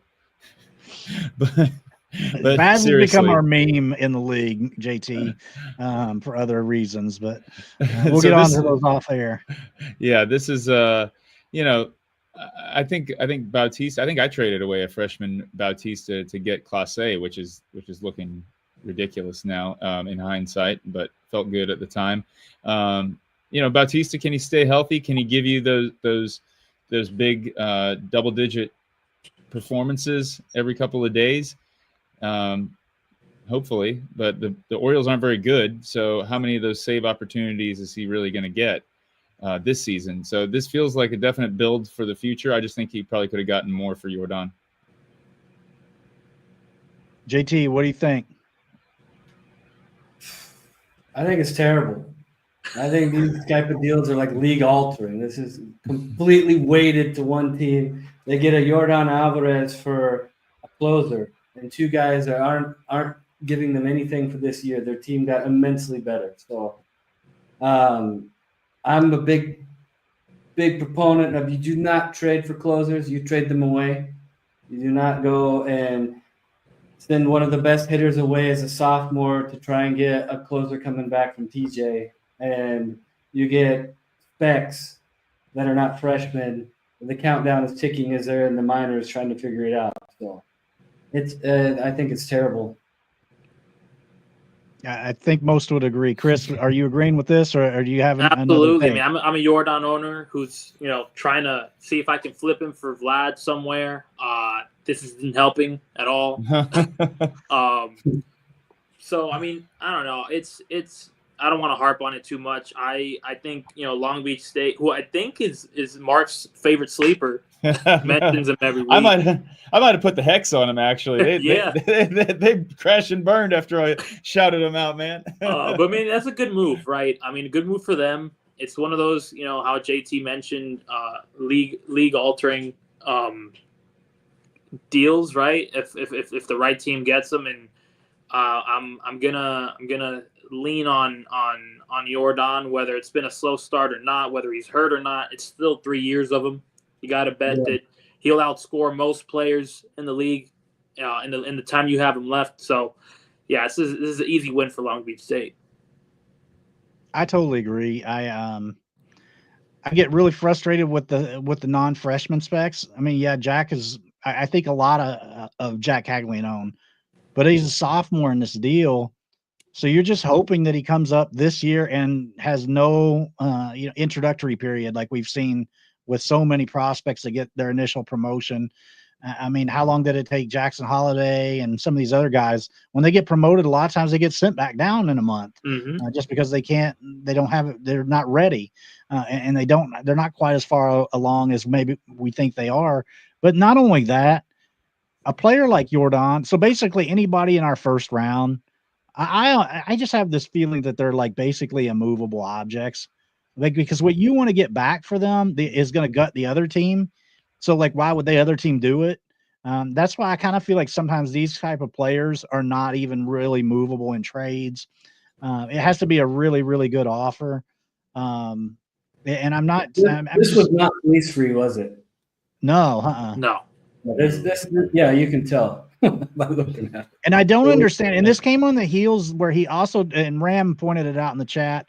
Now, let me take this off now. But Ram pointed out they also shipped out Lindor for a deal highlighted by Kerry Carpenter. So I don't understand why Xavier decided to just totally rebuild like that and didn't get enough back to do it in the first place. But second of all, like I mentioned before, they're 4-4 on the season and right on the cusp of making their conference tournament. So why not be trying to acquire things to put you over the top and get into that conference tournament? I just don't like this deal. I don't like moving pieces like a Jordan. If you move them for specs, you're hoping the prospects become 80% of what Jordan is. Yeah, you're hoping. It's Jordan's amazing. He's just amazing. You literally need Caglianone to turn into Christian Campbell's start. This meteoric start he's had for Boston, which just never happens strate out of the minors, right? Like no, not very often. And Jack, again, I'm a Florida Gator, so I have a special place for Jack. But how long has he been in the minors, right? We're not talking about a prospect that's been there. He's played 50 games. Exactly. We're not talking about a prospect who's been there 3-4 years. He just got there. We don't know if he's ready. Yeah. And his K rates, in college and I believe in his stint last year were pretty high. So yeah, he's at a 25% this year. I actually just pulled it up. This year he has improved it. And also I do like the sign that they've moved him to right field, because to me that says that Kansas City's trying to find a path to the big leagues sooner rather than later. Yeah. I mean, their outfield is terrible, so I would hope they're trying to get him there. It's the contract for me. If he was on a freshman deal, exactly. You can kind of make the excuse, right? Because you're like, well, I'm buying on the prospect of what he can be. Whatever, go for it. But the sophomore deal there is the head scratcher because he's just so new. Yeah. Jordan's on a sophomore deal. I mean, pound for pound, there's absolutely no way he can put up the same numbers Jordan's going to put up. All right. Well, you've seen what we thought about that trade. There's another one I think that JT might have some comments on here, and that is an interesting deal where Oregon State, a fleece-free deal here, is receiving a sophomore Ellie De La Cruz, a junior Ben Joyce, and a sophomore Landon Roop. So this is a contract swap with Roop because FAU is going to receive the freshman Landon Roop, a sophomore Reese Olson, and a sophomore Jose Ramirez. So I'll be interested to see your guys' takes on this one. JT, you want to start us off here? Yeah, sure. I'm actually pulling up. I want to see what they scored last year. Between Ellie De La Cruz and Jose Ramirez, look, they both produce. Ellie De La Cruz is flashy. He's exciting. But how much more is he going to score than Jose Ramirez in the next couple of years? It's negligible, right? And Jose Ramirez is a stud. I mean, he's consistent. He doesn't have ups and downs. Ellie still is probably going to have some ups and downs, even though I'm a huge Ellie De La Cruz fan. Reese Olson, I think, is underrated. I think he's really solid. And then you get an extra year of Landon Roop, which, right now it's working. I don't like guys who have terrible fastballs, and he has a terrible fastball. So, if it works, it works. I think FAU won, but Ellie De La Cruz is probably the best player in the deal. So it's hard to say if the team who got the best player didn't win the trade, but I'm going with the FAU. That Jose Ramirez and Reese Olson, plus you get an extra year of Roop. FAU, in my opinion, got the better deal, but both sides are okay. Ellie De La Cruz is really cool. Chris, what do you think? I think it's interesting, right? I think I feel like I'd lean more with Oregon State if they were the ones with the freshman Roop and not the sophomore, considering Oregon State's in more of a rebuild. I like the longevity there, but I mean, obviously that wasn't going to happen because they're the ones who shipped it out to probably get that deal done. FAU is one of those owners again that he works hard on those deals, and he's very persuasive. If you guys haven't reached out to him, you guys should. He's always online. He's always looking to trade. Reese Olson, I mean, I love Reese Olson, right? I think today he was doing really well. I think he got lit up a little bit towards the end of towards the back, not even lit up, 3 runs, but it's one of those, we mentioned it, Jose Ramirez is going to be productive for the entirety of that contract, or you assume so, right? As long as he's healthy. Right. Ellie's still going to go through those ebbs and flows of being a younger player in the majors. So I don't hate it, right? It's not a bad deal. I think if you're going to move Jose Ramirez, and Ellie De La Cruz has to be, we talked about those first-round players. To move a first-round player, you got to give up a first-round player in my book, right? Like, when I posted that I would move Jordan for a Vlad, I know that's what it's going to cost to get Vlad, right? I'm not going to get a Vlad for 18 prospects. Doesn't matter how good they are. So I'm okay with the return that Oregon State got. I still think I lean a little bit more with FAU, especially with that group contract swap. So I will say the Isles got this one. Mark, what you got? Yeah. I'm gonna try to put a spin on this. Doesn't make me sound like a broken record, but I love Jose Ramirez. I think he is a first ballot Hall of Famer in the making. I think if his career ended today, he'd be a Hall of Famer. Maybe not first ballot, but I think he is absolutely elite. And could Ellie get there? Certainly. I think he has Hall of Fame potential, but as far as coming out and doing it every damn day of the week, it's Jose Ramirez for me. And I'm curious on the Oregon State side, if maybe he's going to flip Ellie De La Cruz once he starts, gets a couple hot weeks under him. I know that he likes making deals. He's trying to rebuild a little bit. He's already shopping Vlad. So maybe he's fielding offers for Ellie, and felt like moving out Jose for that price was beneficial to him. So yeah, ultimately though, like JC is in a really nice position. He's got a sophomore Reese Olson. Again, that guy just keeps getting better year after year in a very pitcher-friendly ballpark. So love the return for FAU. I don't think it's super lopsided, but would have liked to see Oregon State get a little bit more for J-Ram. Yeah, I like this trade both ways. I'm a huge Ellie fan, as you saw that I went out and got him in the preseason in a trade to add him to the Cardinals lineup. I feel like the big names are fairly even. And I do agree with JT on Reese Olson, though. I think that he's overlooked in fantasy circles. I really like him. So I think this is a coin flip, and I don't think that you can fault either owner in this side. Oregon State, I do find it interesting that now they've gone out and acquired Ellie De La Cruz and also now Vlad. That's the makings of a really good lineup. So be interested to see what happens with those two, if he's going to actually move Vlad and see what he does there with his next move. Andrew says that he'll take the FAU side all day. I can never question FAU because look what he's done with his team. He's got there one of the top teams in the league. So definitely can't fault that opinion.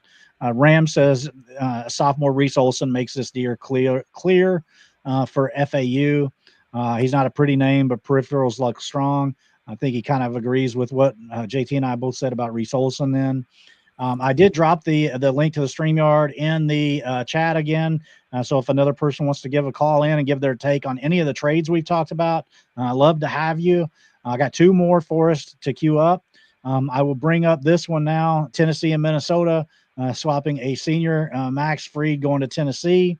Tennessee, one of the top teams in the league. One of the top. I believe they're a top 10 team in our top 25, but they're right at the top of the SEC standings. And then you've got Minnesota bringing in a senior, Brent Rooker, a sophomore, Cade Horton, and a freshman, Drew Romo. I'll go ahead and start us off with Chris this time. What do you got? It's just a classic case of a contender looking to bulk up those aces, right?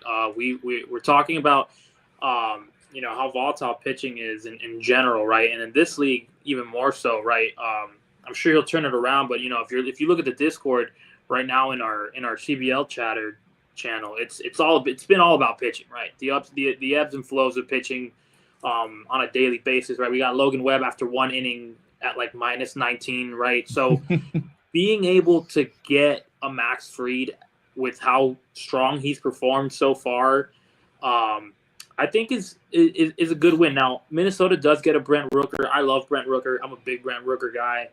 But it is on the senior deal.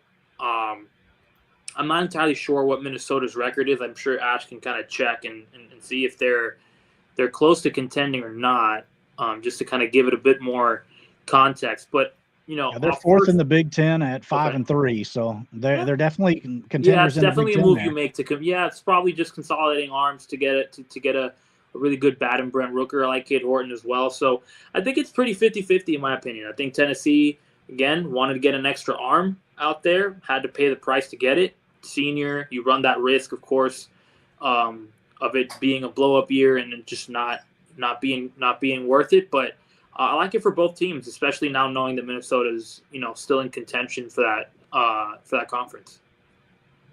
Mark, what do you got?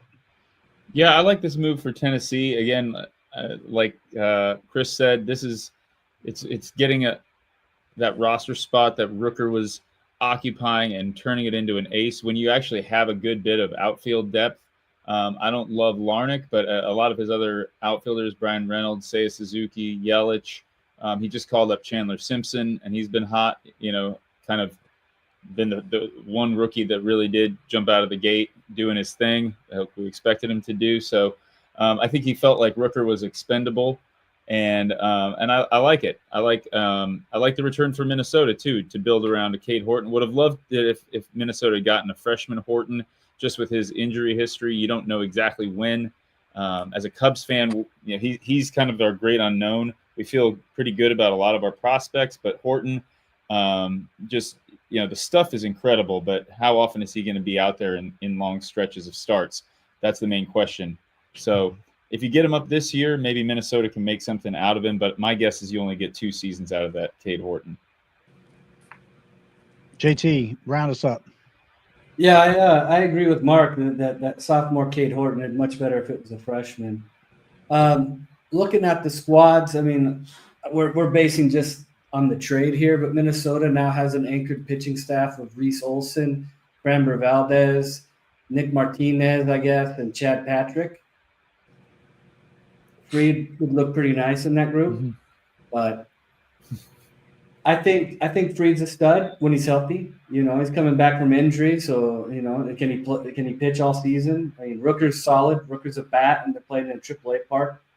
I think it's a pretty even trade. I think I do side with the Tennessee side, though. I would have liked to have seen a freshman, Cade Horton, but it's okay. Yeah, I find this one interesting because Cade Horton, I don't think I would trade for him as a non-freshman under any circumstance. So that kind of I don't like that part as well. Other than that, like Brent Rooker, I would have to look at Minnesota's roster to see if there's another contender for the red shirt, because if there's not, then he could potentially be a 2-year guy for Minnesota. And if he is maybe thinking about what he's going to do with that and for next year, the bat is safer than the arm, especially with Max Fried. Each of the last 2 years, he's missed some significant time at some point or another. So it's kind of a ticking time bomb, in my opinion, with Max Fried. So I see the motivation on both sides there. And then in the comments here, Andrew says, how come when I post my junior rooker on the block, all the best I got was Nick Martinez? Hey, Nick Martinez had a great start yesterday. What are you talking about? He was fired up today. But moving us along to the final trade of the night. Again, if anybody wants to jump in and give their call and give their take on any of the trades that we've discussed, please feel free to links in the comment section. Give us a call and give us a take on these trades. The last one that I'll bring up of the night, and I apologize, Chris, I had to bring it up. And that is Northwestern is receiving, and this was a fleece free, but Northwestern is receiving a freshman Carson Kelly, a sophomore Kyle Teal, who's ranked number 136 by the Upside Prospect, and $50 in Fab, while FIU is receiving a sophomore Mackenzie Gore. JT, start us off. Oh, man. At first, I thought, I just found out last night that minors don't age if they're freshmen. I thought everyone aged. So I was in my head for a few hours. I thought all these lower minor league guys are worthless. What's the point of even having them? They're gonna be seniors by the time they reach the majors if they make it. And then he told me, no, if they're freshmen, they don't age. So the Jordan trade was pretty bad. This is probably worse. And the fact that it was a fleece free and that none of the other deals seemed better, Yeah. League altering. Mark? Yeah, that's what kind of blew my mind. I don't remember if I bid on this one. I think I did. I think I bid on this one. I had traded Mackenzie Gore to get Jackson Churio a couple weeks ago, so I was looking to get back in there. I can't remember what I offered right offhand, but someone, Northwestern really liked that Carson Kelly trajectory. Kyle Teal, again, I think he's better than 136, but the sophomore, that's really icky in my opinion.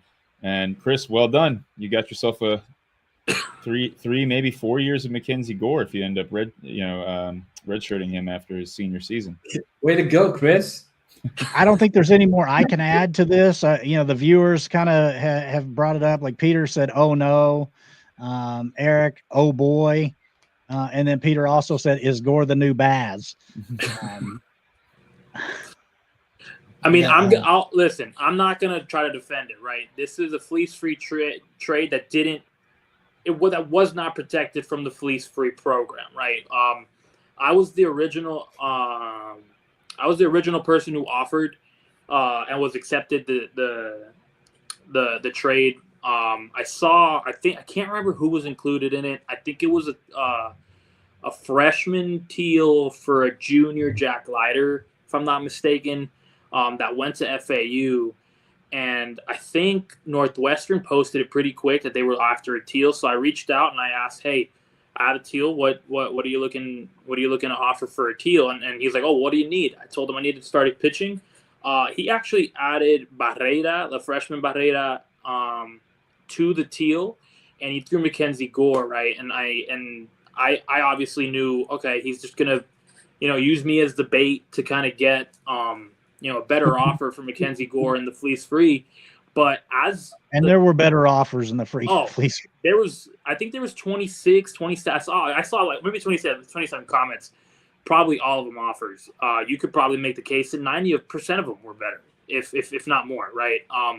So as the clock started ticking down, I started getting a lot of DMs about Kyle Teal from different owners. I'll mention one in particular because he's been very vocal about it. Mr. Pink, South Alabama's owner, was very aggressively after any copy of Kyle Teal. I think Antonio was as well. I'm assuming the owner, the Northwestern owner, Alfredo, spoke with them and told them that Teal needed to be a part of the deal that he was going to take.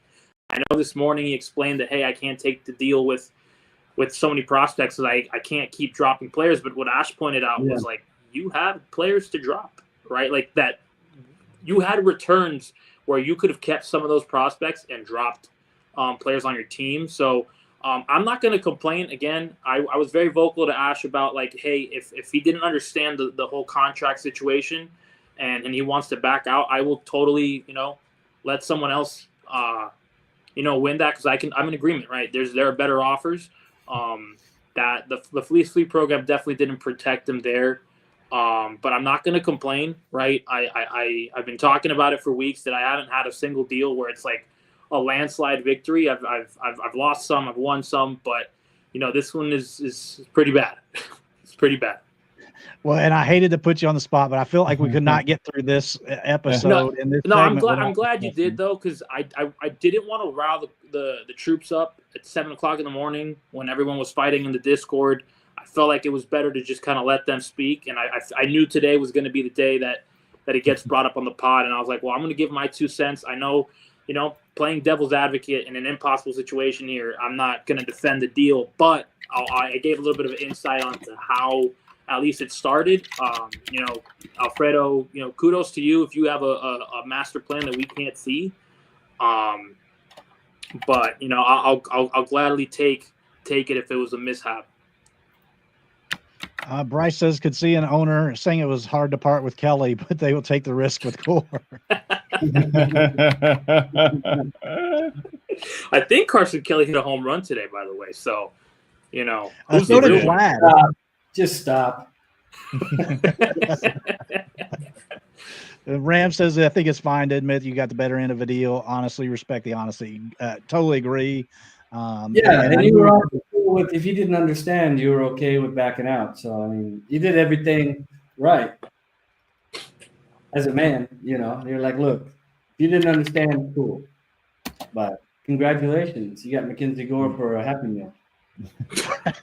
Gotta respect the game. 3 years of Mackenzie Gore. Just as long as his control doesn't vanish again. As I know that's kind of his issue. Sometimes his walks can be a problem, but I would gladly take that risk with parting with what you did, especially a sophomore Kyle Teal, because like right now they're giving it to Carroll and letting him figure out if he can be the guy behind the plate for Chicago. So it's like, is he even going to be up this year, or I mean, when is he going to get significant time at any point? So like, I just don't see question marks with them. I don't see an avenue for everyday play time for him, unless like Cuero goes down and you have no other option. But it's tough. And Andrew, he makes a good point. Cuero's hitting the ball, right? And as long as his pitching staff likes him behind the dish, like either Teal's gonna have to find a spot in first, which I don't think he has, or he's gonna be stuck in AAA. Peter asks, Chris, was the sophomore Teal the one I traded you in the Soto deal? Yes, that is right. And I mentioned it to Peter. I don't know if I said it in the Discord. I gave up a lot to get Rafi Devers. I guess this is the world returning, that good karma back in my favor. I didn't put 2 and 2 together, but that was the sophomore Teal that I got for the Soto deal. Yeah, because Peter was begging for a copy of Soto. Peter, if you haven't interacted with Peter in the Discord yet, JT, it's also known as Baby Squid, one of our New York guys. He is a Met homer, and he went out and acquired as many Mets as he could for his team in the league. And I don't remember what you had to, or what he gave up for that Soto thing, but I sent Soto and Seiya Suzuki, and I got back Logan Webb, Devers, and Teal. Okay. Yeah, I know that Peter was begging for a Soto. No, not Suzuki. Sorry, Shota. My bad. Not Suzuki. It was a Shota Minaga. There we go. Peter's calling me out. It says untrue. He begged for Lindor. Soto fell into his lap. But anyway, guys, I want to thank each and every one of you for coming on tonight, as well as everybody who's watched the show. Make sure you hit the like button on this episode and help us out there. If you haven't subscribed yet to the channel, make sure you hit the subscription button. Also, want to highlight that tomorrow night at 10:30 is our New York Power Hour. Peter and Ram and Kenny and Luke and the gang have been doing a great job with our New York Power Hour, basically kind of talking about the New York sports scene. A lot of Yankees, Mets on that hour-long edition. I'm not sure how the Knicks are doing, and I'm being genuine when I say that. I know they had a big game tonight in the playoffs. Depending on how that goes, I'm sure Ram will want to talk to Knicks tomorrow night on the New York Power Hour. And then normally on Thursdays we have a general baseball discussion. I am not available Thursday night. I've got my in-laws coming into town for the weekend. So we're going to skip the general baseball show, the Best Damn Baseball show this week. And then on Friday night, the name of the show is to be determined. But Luke, Peter, and Ram, and then if we have a fourth person that wants to join them, they are welcome. But basically the premise is it's a BS hour. So like they'll just be on there shooting the crap, talking sports, and just having a good time Friday night. So if somebody wants to join them, let us know, and then check it out whenever they go on. And I'm not sure the time yet of the BS hour. I don't know what it's going to be called. They'll have to come up with a name for their Friday night BS session. But thank you guys for joining me. I want to give everybody before we leave a chance to kind of give their final take of the night. Whether that be something about the league that you've enjoyed or would like to see changed, or a hot take of any kind. But I will start us off with Chris. You give us your hot take of the night, or your final thought of the night, I should say. I'm actually going to do a hot take, right? We were talking about Peter. Shout out to Rutgers, right? When the Mets are hot, when the Mets are hot, the Rutgers chances of winning increase, right? I think he's at 100th place or something like that. Yeah.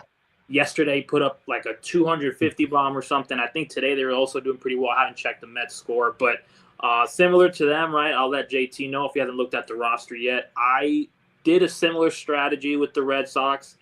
Red Sox hit today. I'm up to almost 200 points. So kind of goes hand in hand. So shout out to those teams. I think Andy also had a bunch of Brewers. I'm not sure if he still has them. Duke kind of has been on the move here and in the last couple of weeks as they start to struggle here to keep up with the league average. But those stacks can be very dangerous, obviously very volatile when they're not, when there's rainouts and there's off days, but when they're on, man, having 1 through 4 or 5 in a lineup and getting 2 home runs, a couple guys on base can really change the outcome of a day. So if you haven't tried those stacks and you have a favorite team that's, good, definitely a good strategy to have. I once saw a team with a stack of Angels win a league, so it doesn't even always have to be the best team. Mark, what do you got for your final take of the night? Final take of the night, I've got Michael Harris, 1 for 3. I'm gonna throw it to you, give you some kudos, Ash. He heard me and he is responding. I think he's got a double tonight in Coors Field. So props to the Braves and Michael Harris the second. Just not Raisel Iglesias. Yeah, not Raisel Iglesias. just MH2 for now. But you guys were my pick to win the East, so I hope you're able to rally back and make me look good. I don't know about that, but we'll see. JT, final take of the night. What do you got? I don't have any hot takes. I'm too new to have any yet. But I'm a new owner and I'm open for business. And I think I'm looking to compete, being 5-3 and 8th spot in my division. So hit me in the DMs, blind offer, whatever it is. Let's get to it. Good to have you, JT. Yeah, I'm really glad to have JT. Ram and I worked JT for months to get him into this league. So. Oh, yeah. Yeah, I was like, no way. 128? It's too much. We got too much stuff going on to deal with it. But then you showed me the team. Like, well, it's got a couple O's and ones, guys. All right, let's do it. Well, I'm glad you joined us. That was kind of like my final take of the night. I was really appreciative to see you join the league, JT. I think we have a great group of owners overall. There's always, no matter what league, you're going to have, those guys that aren't as interactive in the league, and that's totally fine. You're going to have that. But the majority of the owners, we see different group of people all the time in the Discord. So I love having this. I love what everybody brings to the league. It's made it so much fun. This is my primary league now. I think this has become the feature league of the server. So I just wanted to thank everybody that's joined the league and helped make it such fun in my eyes. So I know we all don't always agree, but we try to have fun in the process. So thank you guys. Please, in the Discord, let us know what you want to see more out of this weekend CBL. If there's something we're not covering that you want us to cover, please let us know.